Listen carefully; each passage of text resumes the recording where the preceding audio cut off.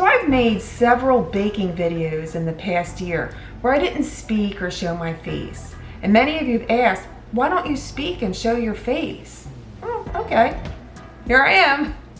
I'm doing this for you, so I hope you like it. Anyway, it's apple season, guys, and what I'm gonna be making is apple butter. What do you do with apple butter? Well, first, it's not so much of an apple sauce. Apple butter is a thick and creamy fruit spread with warming spices, and it can be used on a variety of foods. You could spread it on toast, bagels, crackers, pancakes, waffles. You can mix it in with your oatmeal. I heard it was really good on ice cream. I haven't tried that yet. You can add it to a cake recipe, add it to a cheese plate, which is one of my favorites. You know, you can also brush apple butter on chicken and pork and maybe even that holiday ham. I'm gonna have to give that a try.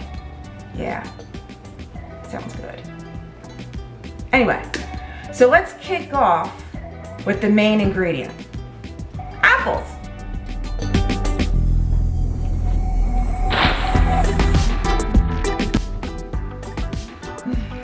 I think we'll pick the apples. Ah, yes, my favorite time of the year. I always look forward to apple picking. It really sets the mood for the start of the season, and for me, baking, because that's what I enjoy. So here I'm visiting one of the largest orchards near the New Jersey shore, where they have a variety of apples such as Golden Delicious, Red Delicious, Empire, Macoun, Cortland, Fuji, Jonathan. I may have missed one or two.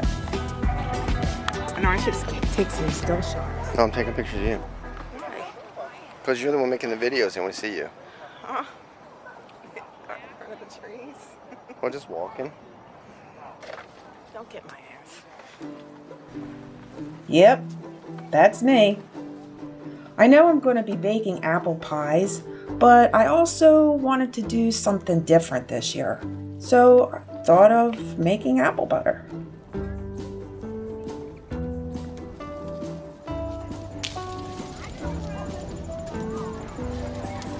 Other than the pleasure of just picking apples, it's really important to check your apples for any type of rotting, bruising, splitting, and mischief, like that.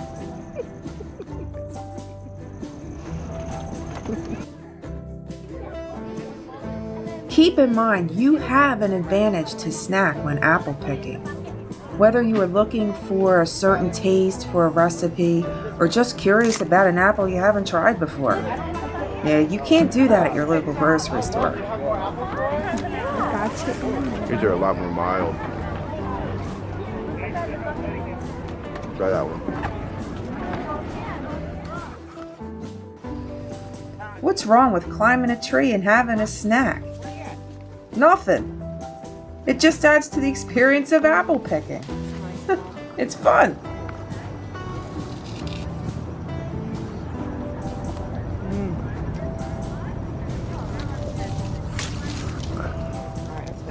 Wasn't that fun? So this is a really easy recipe. It's just the cook time can take maybe 10 to 12 hours, and we're going to be cooking the apples in a crock pot. So I already got this started, added my apples. We're using about 12 apples. That's equivalent to about 4 pounds. So what we're going to do is just cut up your apple, remove the core. I choose to leave the skin on. It's a little quicker, and at the end, you won't notice it.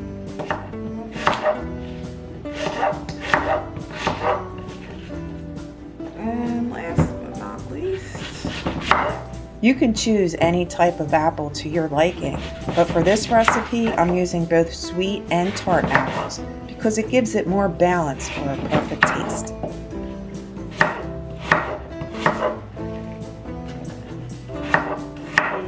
All the apples are in the crock pot.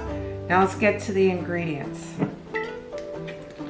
So we're going to add about a tablespoon of apple cider vinegar.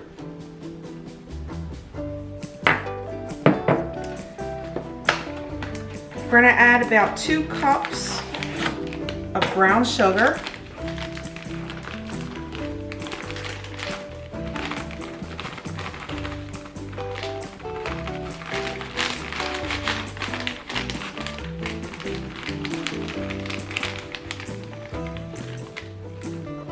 It'll work. About 2 teaspoons of ground cinnamon.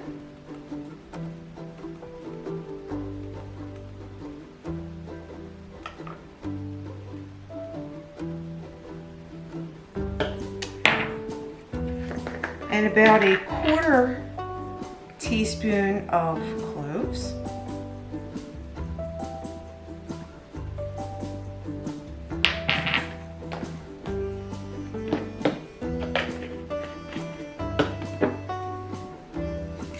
And we're going to add some sea salt, probably about a 1/4 teaspoon as well.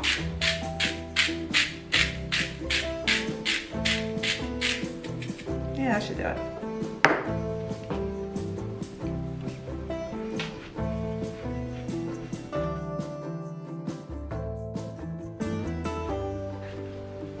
Mix up all the ingredients in with the apples. It's going to be a little tight, but I'm sure it'll work.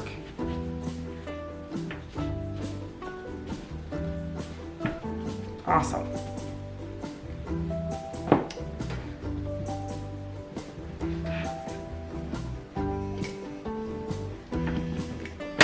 That easy. We're going to let this cook on high for about 4 hours. We'll give it a stir, turn it down to low for about another 8 hours, and we'll check on it. So I previously mentioned cooking this on high for about 4 hours. Well, it wasn't quite 4 hours. So what I did was I turned it to low and just let it cook overnight. And let me tell you, when I woke up this morning, autumn was here. It was a little on the chilly side, and the aroma of the spices just filled the house. So that was pretty awesome. So right now, this has been cooking roughly a little over 10 hours, which is pretty good. And I'm gonna show you what's going on here in the pot. So the apples have cooked down, and as you can see, it's a little on the liquidy side.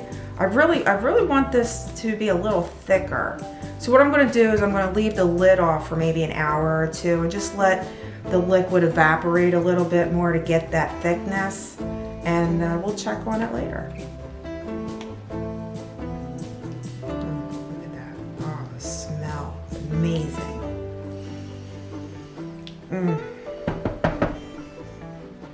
Okay, so I let this cook an additional 2 hours with the lid off. And look how all the water evaporated. Look at the thickness of this. Oh, that is just beautiful. That's the way I wanted it. It's not watery at all.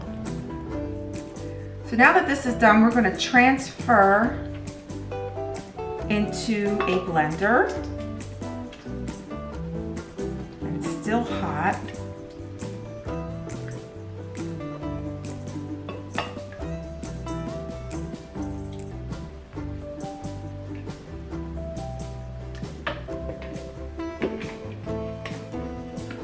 Let it go.